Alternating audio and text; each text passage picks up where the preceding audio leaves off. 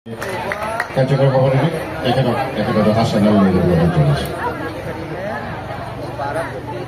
এইবাৰ আমি আহিছো আমাৰ আজিৰ সাংস্কৃতিক সন্ধিয়াৰ উদ্বোধনী অনুষ্ঠান উদ্বোধন কৰিবলৈ আমি মাতি আনিছো আমাৰ আটাইৰে চিনাকি সদায় সভাপতি লক্ষ্মণ ডেকা সাধাৰণ সম্পাদক ভাস্কৰ চান্দিল্য সাংস্কৃতিক সভাপতি গোবিন্দ ডেকা আৰু সবিতা মিশ্ৰ সাংস্কৃতিক সম্পাদক দল বৃহত্তৰ আদিংগিৰি ৰঙালী বিহু সন্মিলনী 2025 এই পত্ৰখিনি লিখিছে শ্ৰী সত্যেন কুমাৰ শৰ্মা।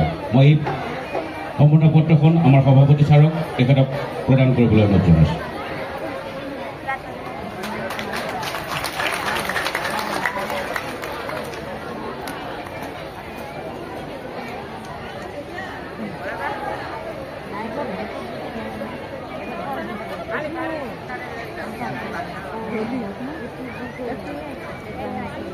এতিয়া মই শ্ৰীযুত নীপ কুমাৰ বৰুৱাদেৱক আজিৰ সাংস্কৃতিক সন্ধিয়া উন্মোচনৰ ভাষণ ৰাখিবলৈ অনুৰোধ জনাইছোঁ।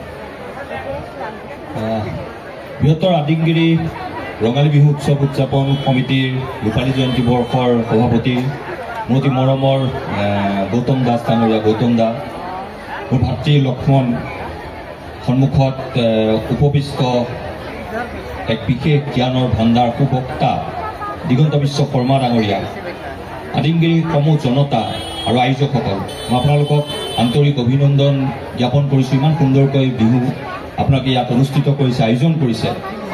আদিংগিৰি নামটোৰ সৈতে মই জড়িত হৈ পৰিছিলোঁ আজিৰ পৰা প্ৰায় 18 বছৰ আগতে। মোৰ আজি মনত পৰিছে আদিংগিৰিলৈ আহোঁতে এটা বিশেষ কামত বিগত প্ৰায় 25টা দিন খুব ব্যস্ত হোৱাৰ বাবে মই লক্ষ্মণক বাৰে বাৰে কৈছিলোঁ যে মোক নামটো নাৰাখিবাই নেকি, কিন্তু গৌতম দাৰ মৰম, লক্ষ্মণৰ তাগিদাত মই বাধ্য হৈ পৰিছোঁ। মই ভবা নাছিলোঁ ইমান সোনকালে খ্ৰীষ্টান বস্তিৰ পৰা আহি আদিংগিৰি উপস্থিত হ'ম, কাৰণ মই 18 বছৰ আগতেই আহিছিলোঁ, কেইবাটাও কাৰণত আহিছিলোঁ।